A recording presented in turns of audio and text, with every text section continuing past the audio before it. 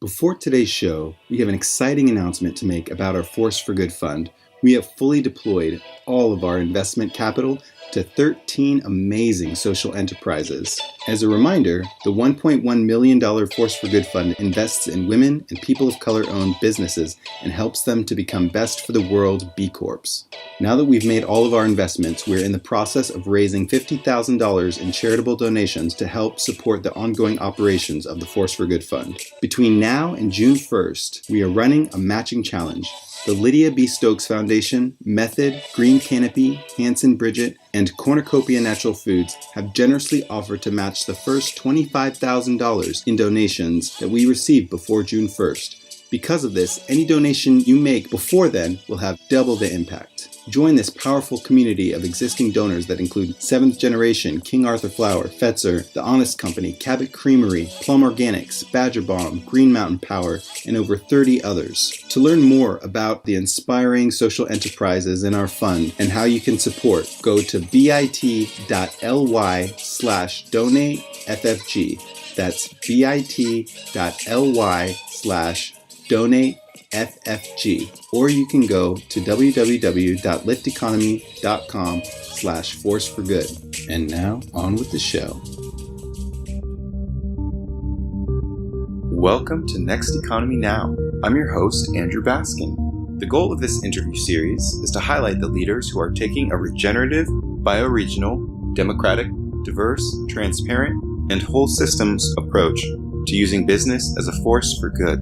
In this episode of Next Economy Now, Ryan Honeyman, a partner at Lift Economy, interviews Aaron Fairchild. Aaron serves as Chairman and Chief Executive Officer at Green Canopy Homes. With over 25 years in real estate, construction, development, and lending, Aaron has a deep understanding of residential and commercial finance, residential construction, and energy efficiency. A third-generation lender, entrepreneur, and graduate of the University of Washington's Executive MBA program, Aaron is an experienced fund manager, developer, and thought leader in corporate culture and mindfulness development. Aaron is a returned Peace Corps volunteer from Gabon, where he built schools and homes for teachers. A 2-term board member of Washington Environmental Council, he currently serves on the boards at Master Builders Association and Enhabit. Without further ado, please enjoy Ryan's conversation with Aaron Fairchild. Aaron, welcome to the show. Thanks, Ryan. It's good to be here. Thanks. Sure. Aaron, I know from our chats in the past that you've grown up in the Pacific Northwest. What was it like growing up in Pacific Northwest? Oh, wow. Yeah, the Pacific Northwest in my mind is a really magical place. It's, the mountains come right down to the water. So you have this deep connection to our Puget Sound, the ocean, and the mountains. And you really get the sense of living deeply in the bioregion. And as a kid growing up, I got to spend a lot of time in the woods, playing in the woods, hiking in the woods, camping, climbing. And then I've spent a lot of time outside of the Pacific Northwest and lived in different parts of the world. And I certainly consider myself a Pacific Northwest boy, and keep coming back and love being here and having that deep connection nested between the mountains and the ocean. It's wonderful. Where are some of the other places that you've lived when you're younger? Well, it wasn't actually when I was younger. I grew up in the Pacific Northwest, but then I moved and lived in Central Africa. I joined the Peace Corps and built schools and teachers' houses in a country called Gabon, so right on the equator. So lived in the tropics for about 3 years there, and then also lived in East Timor. My wife and I joined the Peace Corps for a second time and spent time kind of traveling all throughout Southeast Asia, and then an extended period of time in East Timor as they were just coming into their independence. So looking from, the perspectives of those different places back to the Pacific Northwest, I really, honestly, it would be hard for me to live any other place. Yeah. I imagine that the heat on the equator, at least in Central Africa, is pretty different. Right. Northwest. That's right. And I am a fair-skinned individual, so I tend to cower after too much exposure to the sun. So the temperate climate of the Pacific Northwest is perfect for me. So, today it's 70 and sunny, and it doesn't get really that much hotter in the summer. So it's wonderful. And then the rain and the abundance of rain just is a constant reminder of how much life there is in our coastal temperate rainforests here.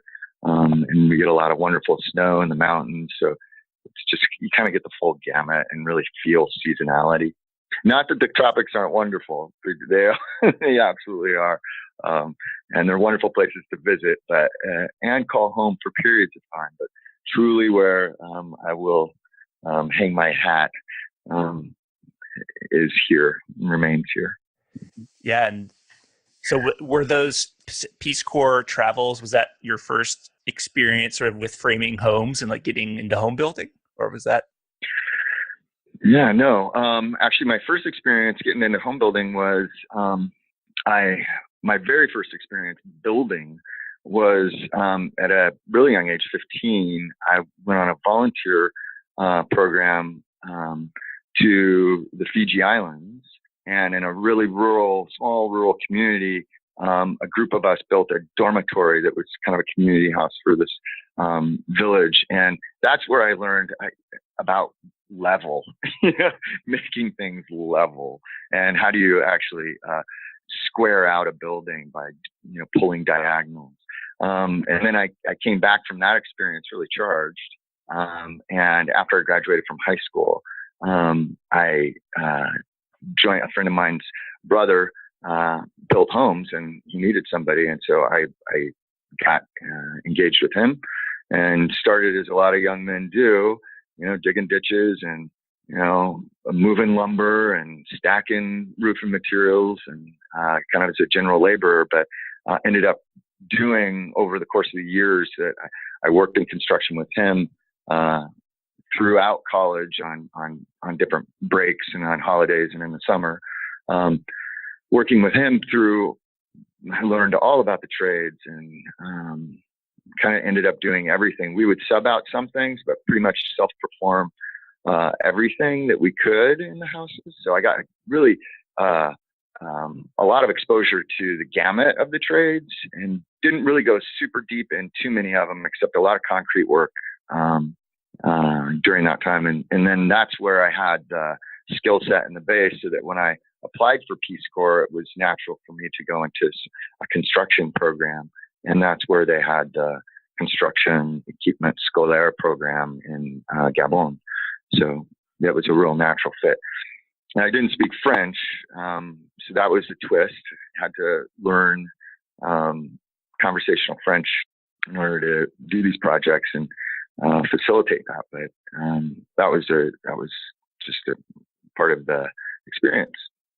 And then, so it's so you had some home building experience, and then what were you working for in finance after that? Was it banking or? Yeah. So when I came back from Peace Corps, so maybe just like a little bit to ground the conversation a little bit more in my story. So my parents got a divorce when I was 5, and I lived with my mom. My dad, he was a very successful banking entrepreneur, and he started a mortgage company and savings banks.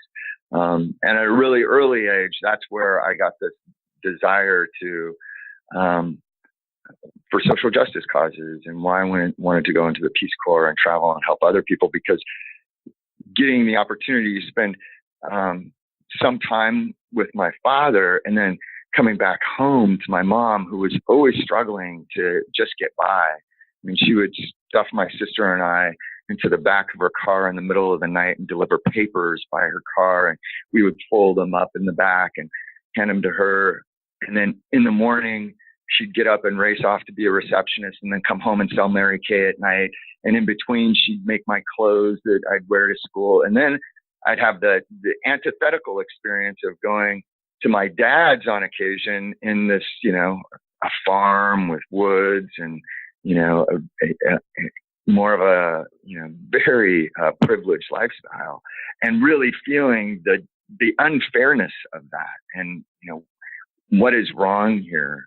And so after that Peace Corps experience in Central Africa, where I was building schools and teachers' houses, that kept hitting home for me, where in the villages, there's a lot of poverty, but it doesn't, the village life is agrarian based, and the community is really thick, and it's this really tight community.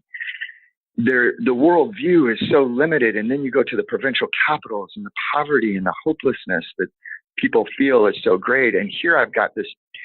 I was, the fact that I'm simply born is just this random chance, and then I'm born into this opportunity where I've got privilege, and I thought to myself at that time, I can't not take advantage of this banking father's experience that I have access to, when so many other people, if they were given the opportunity, they would jump at that. So when I got done with Peace Corps, I went to my dad and I told him, I want to get into banking.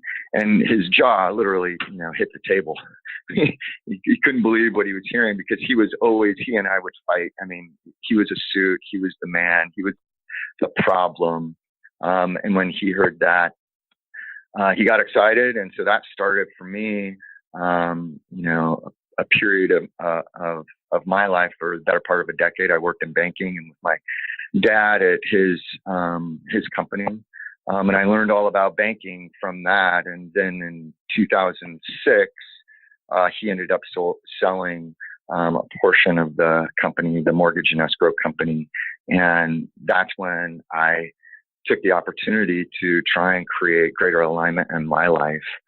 So I left the business and started looking to align my values with the skill sets that I had. And at the time, I didn't really realize it was going to be, the combination of building and banking. But, these things, kind of like the flow of water, tend to find the path. And that's where Green Canopy really comes out of, is the combined skill sets of building and then banking and structured finance. Yeah. So tell the folks about Green Canopy, and what is it, and what do you guys do? Well, we are a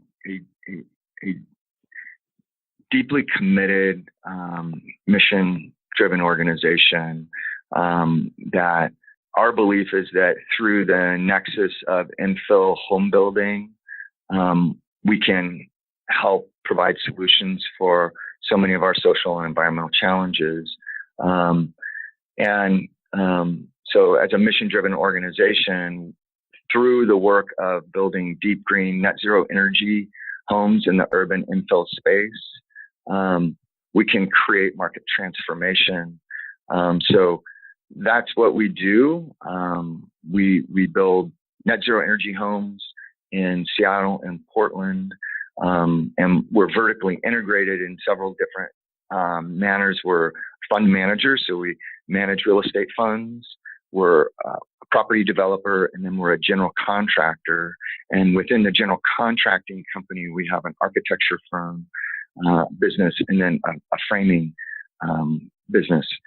All of those service only our organization. But at some point in the pretty near future, some of those components will rotate out and start servicing third parties. And then we're bringing on a new piece of vertical integration.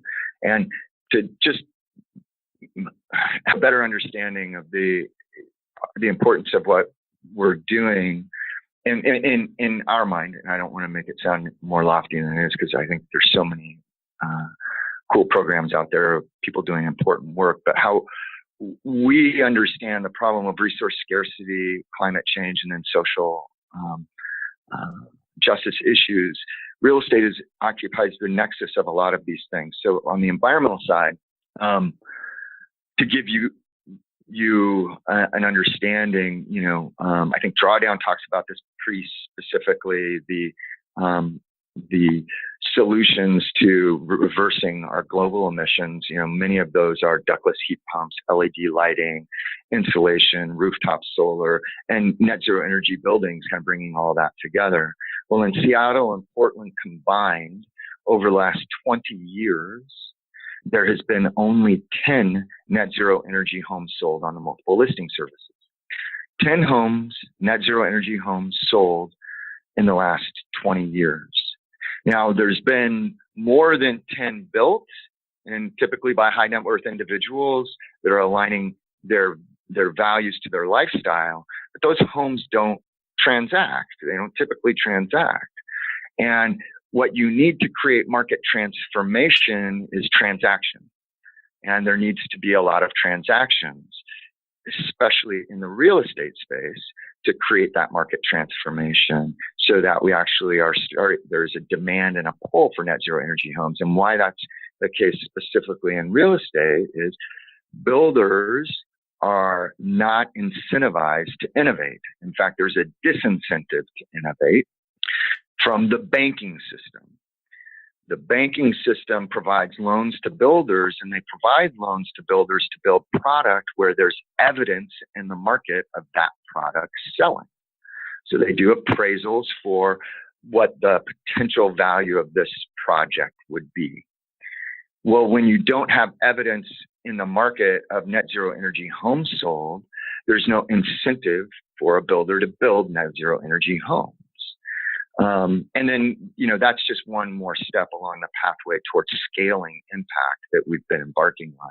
That's not the paragon or the end goal for us, but it certainly is one of the steps that we want to do is transform markets to be more regenerative. And I use regenerative loosely, and we can talk more about how we think about regenerative real estate later, but to get more towards kind of on that Fullerton scale, towards the regenerative end of that Fullerton scale. And taking homes net zero energy is important for that. And so now we're talking about market transformation from an environmental perspective, but you don't get true market transformation if you're delivering homes for one end of the social income spectrum. So creating market transformation that has has a broad base of impact means you also have to be thinking about affordable and greater access and affordability to these solutions. And in particular, in real estate, where real estate has essentially over the centuries has been weaponized, and it's been weaponized to keep historically marginalized communities and groups historically marginalized. And in the United States, there's kind of a double whammy of that, where land was usurped from First Nations, and then we employed slave labor to build our infrastructure and didn't allow people to own property. And then when communities of color were allowed to own property, the system and structure was stacked against them, and then it wouldn't lend to them. And that went all the way up, redlining, all the way up to the 70s. And when the largest form of wealth creation is in America, and the transfer of wealth comes from the ownership of real estate, and you have populations that weren't allowed or structurally removed from the ownership of real estate, you don't have the opportunity to create or transfer wealth in the current paradigm that we're in. So real estate is really seen as, for some, as a divisive wedge that separates people, but it can also be used as something to bring communities together. And truly, that's where regenerative starts in our mind, is in focusing on those relationships and rebuilding and regenerating relationships. And before you can get to relationships, it starts with you as an individual. So bringing it all the way back to the person. So what we do in real estate a real interpersonal, personal. We take a real personal approach that then expands to the communities in which we build, that we're bringing in greater access and affordability through different funding structures that we can talk about. And typically, this is another thing that we really focus on and recognize at the company, that so often our social and environmental challenges are decoupled, and you have groups that focus on social issues or providing solutions, social solutions, and then folks that are providing environmental solutions or climate solutions or whatever, where we see that our social and environmental solutions and challenges are inextricably linked. And they think of them as the yin and the yang of a new paradigm that we're working to create. So when we historically decouple them, and especially in the real estate or housing development world, where you have affordable housing developers that try and layer in sustainability, we haven't seen sustainable home builders layer in affordability, and there hasn't been a real drive to firmly integrate those two. And in the interconnectedness of that, there's real opportunity that we continue to try and nurture, foster, and realize as an organization. So there was a lot there, but that's Green Canopy through the work that we're doing in Seattle and Portland, trying to rebuild relationships in communities and create more sustainable, more inclusive micro communities, if you will, in the single family fee simple space. So these aren't multifamily apartment, affordable housing apartment projects. These are urban infill, single family row houses, townhouses in desirable walkable neighborhoods of Seattle and Portland. And talk about urban infill, and like I've seen one of the videos I think you showed me at one point where it was a single family home on one lot, but then you built something that was like three places to live on one plot. Like, can you talk about that? Yeah. So actually that's a really good topic to think about. And certainly we've done a lot of thinking. Our first projects, as we got started, we bought our first project in 2009, and our approach at the time was a different housing crisis altogether. It was a crisis of confidence. Everybody was trying to sell homes. Nobody was trying to buy homes. Property values were collapsing. And at that time, we had a commitment that one of the most resource efficient things we can do is take these existing homes and remodel them, and these existing homes we had a commitment. We were never going to buy off the foreclosure steps. We weren't going to buy financially distressed properties. We didn't buy from the banks. We bought off the multiple listing service. And at that time, you could get really physically distressed homes that were tilting, that typical builder or developer would go in and demolish and then rebuild a new home. So we went in to these homes and we would do deep green remodels. And we were the first people doing ductless heat pumps in these. In fact, at the time when we started, I think there were only 7 built green remodels in our area out of about 10,000 certified built green homes. And so we got our start that way, and about our first 50 homes were these deep remodels.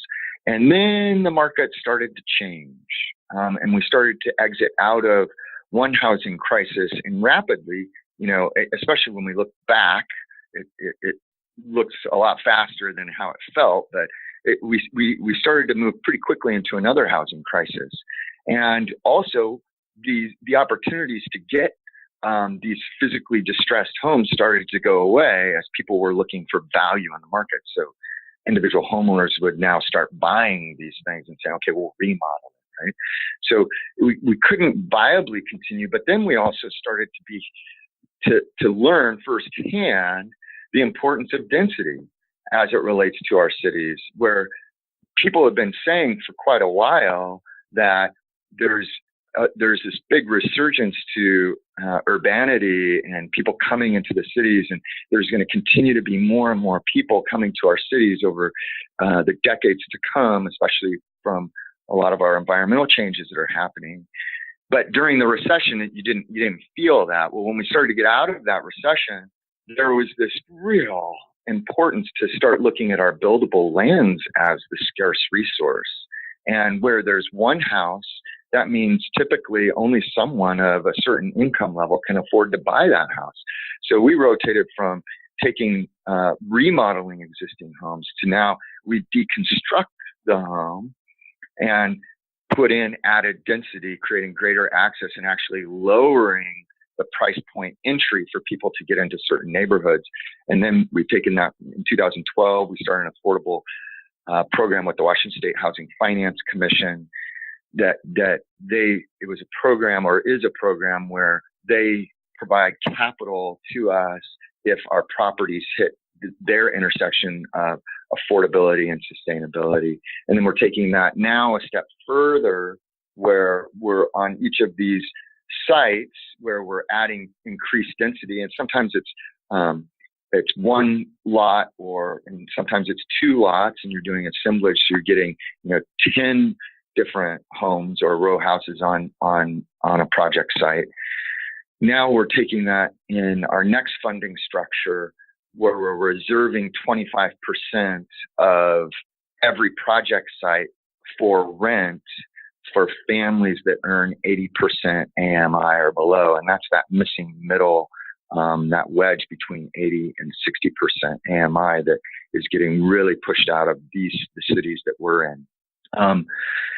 So we're taking that focus, and then the homes that we deconstruct, we've been working with a workforce training program here for the last 3 years, where they come in and the communities that they serve are recently incarcerated individuals and current and former gang members, where they'll come in and get at the framing members. So we work with our excavators, where the excavator will kind of part out the house, and then this group, it's called 118 Design, they will come in, and it's for the community within the 98118 zip code. They'll come in and cut out these framing members. These old framing members are old growth fir right out of these forests, back in the early 1900s. And then they take those framing members back to their wood shop, and they teach these men wood shop skills. And they build many of the reclaimed clad walls that go into our new homes. They create furniture, reclaimed furniture that they sell as part of their revenue model. And then we also work with our resellers. So they come in and really we take these old homes and repurpose as much as we possibly can. And then the rest go into large recycle containers. So trying to responsibly rebuild our cities to accommodate more and more people. You got it. Yeah. And one of the other unique things about Green Canopy that I love, I don't think I've seen it anywhere else, is you'd mentioned finance and obviously starting the business, the financial collapse, historical discrimination, systemic racism within finance, and the Green Canopy creating its own funds to sort of basically say, we're going to go around the whole getting a loan from a bank industry to finance. We're just going to actually raise capital directly. Like, can you talk about what was your what's that strategy like, and what have you been doing with your funds? So, the strategy, Green Canopy took a really atypical approach to start as a home builder. In fact, we don't know any other home builder in the country that started much like a software company would, by raising money from outside investors and selling shares. So we have a history of working with the impact investment community here in the Pacific Northwest, but also throughout the country. We have investors from all over the country at this point. So in the company itself, we have roughly 60 shareholders, all of which are impact investors. And then fairly early on. Again, banks don't lend when you're doing innovative projects, and they certainly weren't lending at the time when we were starting to start up home builders. So we went to our impact investment community here in the Pacific Northwest, and we started working with key individuals around creating funds. So we created in 2012 our first fund, and then that led to our next fund, the Alder Fund, and then the Birch Fund. And these are designed for the impact investment community to be able to invest in really helping to create the future that we all envision, and to continue to do that in a way that scales impact. So our fourth fund is the Cedar Fund, and that's a structure that's designed to be really resilient and scale impact at the same time. So in the Cedar Fund, all of those properties are targeted net zero energy. And again, as I mentioned before, 25% of every project site reserved for families that earn 80% AMI to rent. And then after the fund has gone through its fund cycle, all of the properties will be sold, with 25% of those properties going into community land trusts, so held in permanent affordability in land trusts for in families in Portland and Seattle.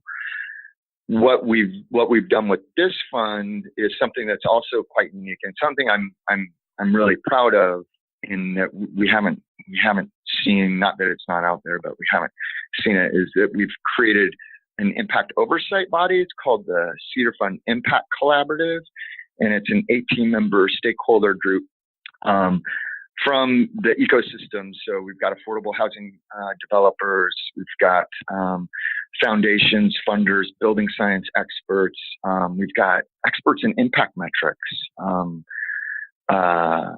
CDFIs, and this group will then be given shared information from the fund, and they will be looking at how do we scale impact and create greater impact while maintaining the target rate of return. And there's lots of opportunities that we can look at to do that. That's one charge of that oversight body. So how do we continue to scale impact, report on it? But then also, how do we think about replication? What can we learn from this initiative that we can do elsewhere? For example, we don't know how multi-generational 80% AMI households utilize energy or behavior within a net zero energy home next to a market rate homeowner, and it's the same style home. And we'll get to monitor and evaluate that over the course of the fund. We'll get to monitor and evaluate the development process and how we're working with municipalities on entitlements, and can we help inform what they're doing to the benefit of scaled impact. And the purpose of having funders on that impact collaborative, we have two foundations, is so that they can actually fund research on the activities within the Cedar Fund, and then be able to promote that and share that as a field building activity, so that we can create, hopefully, replication elsewhere around the country. And we've already been talking with other groups from Baltimore, from North Carolina, from Denver, Colorado, actually, and different groups around the country, to share what we're doing and try and share best practices, so that we can get other models like this. And all of this we can do without reliance on government subsidies. So that's another thing that we're really excited about, to be able to navigate around the traditional banking world, but then also to be able to not rely on government subsidies, creates, again, resilient models that allow for greater scale, greater community input. And to us, I think that's something that's really important, how we're trying to, and I know the Lift Economy crew talks about it this way, but as we are hospicing the old economic paradigm and then trying to midwife in a new economic paradigm. We're kind of on that hospice curve of trying to bend the current paradigm to something that's more of a joint powered sharing dynamic where you've got community land trust, community involvement, impact oversight, but still generating returns. And that's very much aligned with our organization's theory of change. I love that. And we had briefly talked about something, two of the other initiatives that you're working on that are pretty exciting, and the Access Solar program and the FSC panel company. Oh, yeah. Could you speak about those two things? Sure. First I want to talk about the Access Solar program. This is not something that Green Canopy started, and it's because we're in this ecosystem. It's something though that we get to actually help bring into the world. So the Access Solar is a joint initiative between Spark Northwest and Emerald City, Seattle. And it's actually designed to expand solar energy access to organizations and communities that have been left out of the transition to clean energy because of the barriers related to policy, capacity, financing, these things that we've been talking about. So those organizations are nonprofit, affordable housing providers, and those tenants. So they're creating an LLC where Green Canopy will function as the for-profit sponsor. So in that LLC then is the tax equity vehicle with the community-oriented investors to provide the capital to projects, and thereby you sell the tax credits. This provides capital to apply solar on affordable housing buildings for affordable housing providers. So on-site solar energy that reduces and stabilizes electricity rates for affordable housing providers and keeps that housing affordable longer, right? And then secondly, when we're able to plug in the community solar program from Washington State, the Community Solar Initiative, that allows residents to be eligible to receive a portion of the incentive for the solar that's being generated on their building. So now the tenants also get shared benefit in having that solar, but they need a for-profit partner to be part of that. And actually there's several folks, different organizations that are part of this lattice work. That's a collaborative to bring together an initiative to create greater access to solar for families and the affordable housing providers. So that's something that we're really excited about and proud to be a part of, and really just call out the work of Spark Northwest and Emerald City, Seattle, and the folks that are committed to working on that. It's a really innovative structure, and I know that's something that too they're excited about sharing with other groups. And then one of the initiatives that we're working on as an organization, independent of the Access Solar program, you mentioned an FSC framing panel company. So one of our board members is EcoTrust. They sit on our board, and we've worked with them over a number of years. Great group, and they harvest or manage 70,000 acres. Actually, EcoTrust Forest Management, EFM, they manage 70,000 acres. I think, yeah, you recently interviewed Bettina, acres of FSC certified timber. There's a really big problem in the Pacific Northwest, Oregon, and Seattle, and that those FSC supply chains are largely broken. It is incredibly difficult to get FSC wood into our homes. None of the lumber yards provide it. And so this is something we've been looking at along with EFM and EcoTrust and Northwest Natural Resource Group and others here in the Pacific Northwest to try and figure out for a while. And, maybe about 2 or 3 years ago, we started panelizing some of our homes, which means you buy framed panels from a panel manufacturer, and then those get trucked to site, and then you assemble the panels on the house. It's a lot less waste. It's faster to assemble on site. And, we had some difficulty working with the panel companies around customer service and timeliness. But we went through a process, did several of these homes, learned a lot, and have tried to work with them to help refine the process with them.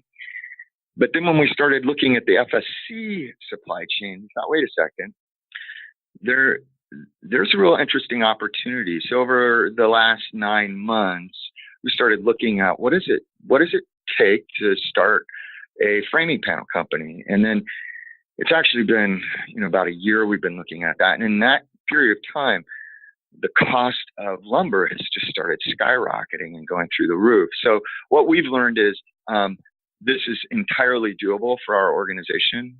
So we're right now really excited to be kind of on the front end of building out a framing panel manufacturing company here in Seattle that'll service both our locations, Seattle and Portland. And we're able to work with EFM and Northwest Natural Resource Groups and those farms to complete the supply chain to the mill. We have a few mills that we haven't yet talked to, but feel really confident about those mills, that the panel company will be able to buy the FSC certified material directly from the mill. When you can buy directly from the mill, you eliminate markup from the lumber yard, which is fairly significant, and it allows us to perhaps navigate that price parity paradox, which is the cost of sustainable materials are more sustainable materials, and in this case, truly a regenerative material that sequesters 45% more carbon than industry timber, because your harvest rotations are longer, and there's less toxicity, all sorts of wonderful benefits. We can do that, and it costs more, but we may be able to offer the panels at par pricing to third parties. So the goal would be to eventually rotate this out and not just provide panels for our company, but for other people. And then there is this benefit in that we've learned that you don't need a lot of experience, and we already work with workforce organizations here in the Pacific Northwest. So we're interested in folding in, again, integrating that yin and yang opportunity set, social and environmental, integrating workforce training into actually the construction of the panels in the warehouse. So our goal is to be able to build FSC certified panels. And again, this is like structurally, you get a choice. You can either buy an FSC certified panel or an FSC certified panel. There's no choice. This is what we want to provide to the market. And the goal is to do it for the same price as industry commodity product, and then be able to bring in workforce. That's ambitious. And we're really excited to kind of be on that trail right now, and hopefully later this year that'll get off the ground. And maybe as we're moving to the last few questions here, I'm curious what you see as the future of home building, or let's say like 50 or 100 years. Is it modular prefab, or is it all community living? Like, what do you think? What are you forecasting for the 50 to 100 year timeline? Yeah, 50 to 100 year timeline. That's wonderful. I mean, how far out should we go? Given that these structures are going to be on the face of the planet long after we're dead and gone. So, what I think about the future of building, McKinsey Global Institute wrote a report this time last year. They produced it, I think, in February 2017, and it talked about the last category in our economy that has not seen any productivity gains to speak of is construction. It hasn't changed for generations. It's been done the same way for a very long time. It's a highly fragmented marketplace. And innovation's coming. And it really needs to come. So I point to the book New Carbon Architecture that just was released this last year. The future of home building really is thinking of our buildings and our structures as carbon sinks. So again, getting into that notion of drawdown and how are we drawing down and reversing our carbon emissions. When you're building 6 billion square feet of infrastructure every year, as a country, the U.S. is currently building 6 billion square foot a year, and we're demolishing about 1 billion square foot.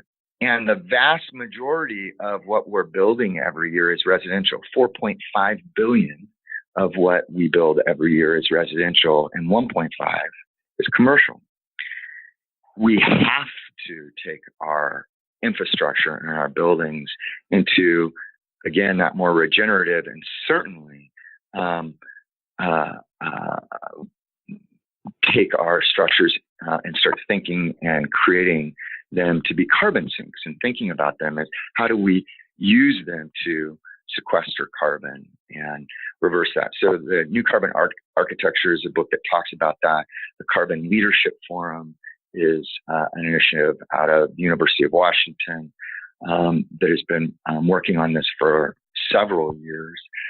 So how we see the future of it and how we've been able to do what we're doing, which is bringing net zero energy homes at a scale. Right now we have, out of the 140 homes in our pipeline, we have 80 that are being built as net zero energy homes to hit the market, where there's only been 10 homes sold in Seattle and Portland. So how we're able to do that is through efficiency in the production. So creating a production management platform that creates efficiency, weeds out inefficiency, so that we can take the economies or the savings from being really efficient project managers and communicators and scaling impact. That's what's going to happen as we continue to go forward, and we'll see the proliferation of more materials like hempcrete, rammed earth, definitely regenerative biomass material. FSC is an example of that, but straw bale and climates at work. We're going to see solar become much more prolific, and we've got a long way to go with a lot of these, what we typically think of as sustainable materials like ductless heat pumps and solar panels, because if we did the life cycle analysis on those, we'd see they're far from a regenerative product, and there's a lot of waste and chemical, and it can make and we haven't even talked about concrete and iron and those sorts of things that go into our homes. So over time, Green Canopy and others, I'm sure and I'm hoping, will continue to incrementally scale and innovate, and that will mean there will be a high degree of modulation, because you get a lot of efficiency. You can house more people with less product, and then modulation allows you to scale impact and create our structures into carbon sinks.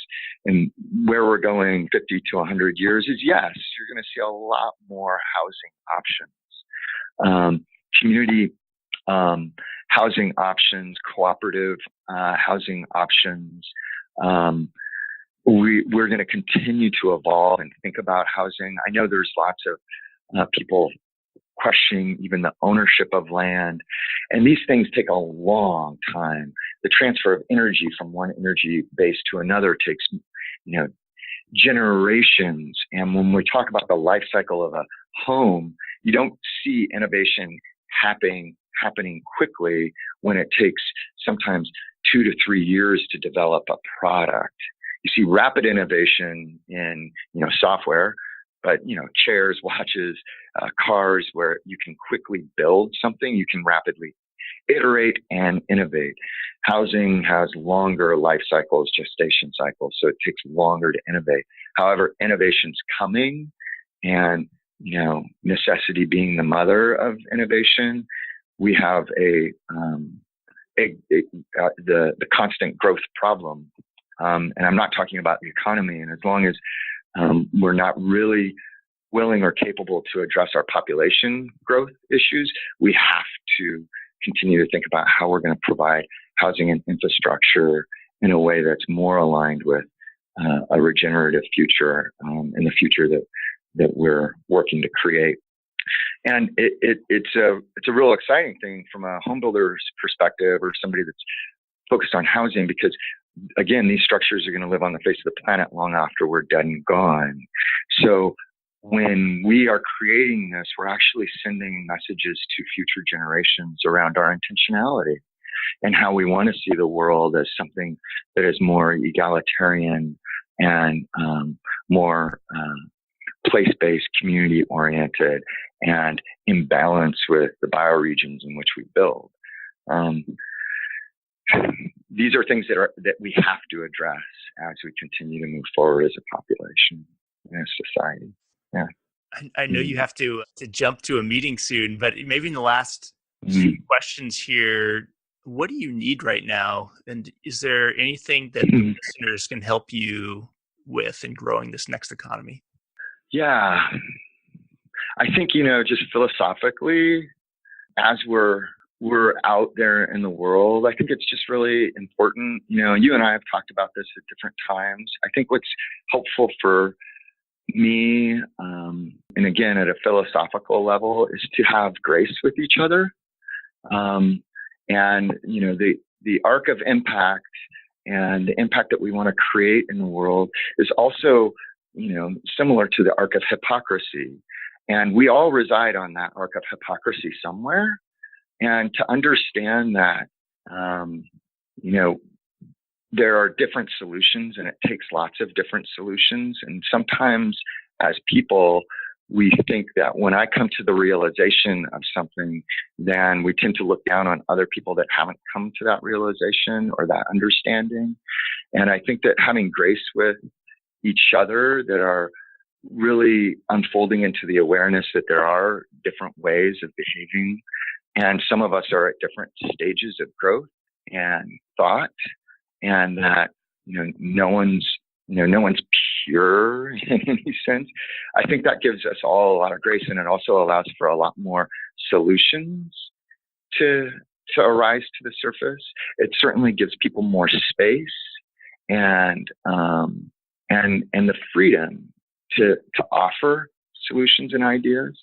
And I think that there's the sense of urgency can feel so great that we just have to move and, yes. And, let's engage in conversation and community to make sure that we know we're moving in the right direction or the best direction that we can muster or we can think of. And let's have grace with other people that may not be at that same point on the curve that we're on, and work to also, I think, Paul Hawken talks about this, fighting change. It's just like, can we get away from fighting change? And I think about, I don't hate my racist, sexist grandfather. I don't like those attributes about him, but at the end of the day, I love my sexist, racist grandfather. I wish there were things that are different, but I don't want to fight against him. I want to fight or not fight. I want to try and move toward something. And, these are things that at a very philosophical level, I think help change the collective consciousness, which helps me and what we're trying to do. And we are all part of the collective consciousness, and we all are creating the future, whether we know it or not. So if we have that own personal realization that maybe I don't have the corner on all the right ideas and that I'm open to the unfolding of this, then I actually have changed that collective consciousness slightly. And that means I'm changing the future and creating the future. So, just have grace with each other as we're working on these issues collectively and seek to learn and listen and understand and link arms. And I think that's like, gosh, if we could all do that, how helpful would it be, And where can folks... And that goes to me too. Yeah. Right. I succumb. Where can folks learn more about Green Canopy? Oh, where can they learn more about Green Canopy? Well, greencanopy.com. And if you want to reach out to me, you can as well. Aaron at Green Canopy. Happy to share what we're working on, what we're doing, and how we're going about doing it, whether you're somebody in a different part of the country that wants to do something like what we're doing or build net zero energy homes, or, we're happy to share, how we, funding structures, how we create, the product that we do, how we think about quality, et cetera. So, we're really open to helping other people advance. And if anybody's further along the learning curve than we are, please reach out and help us advance too. We're all working together. I love that. And I just really want to appreciate you. I know you kind of were saying that Green Canopy is on the hospice curve, but with some of the things you've mentioned around homes being, part of the largest piece of wealth transfer and construction industry lagging behind all other industries, it is really innovative what you're doing. And so just want to appreciate you for helping build that part of the next economy. Thanks, Ryan. It's really nice. I appreciate that. Thank you. And, back at you with what you're doing with Lift Economy and Next Economy Now podcast. Super, super inspiring. Great. Well, thanks so much, Aaron, for being on the show. Thanks, buddy. Next Economy Now is a production of Lift Economy. Lift is an impact consulting firm whose mission is to create, model, and share a locally self-reliant economy that works for the benefit of all life. To listen to all our past episodes or to share your thoughts about the show with us, visit www.lifteconomy.com/podcast. That's LIFT economy.com/podcast. You can also subscribe to this podcast through iTunes, Overcast, Stitcher, or wherever you get your podcasts. Please take a moment to rate us on iTunes. It's really very helpful in allowing these ideas to reach a wider audience. Once again, thanks for listening.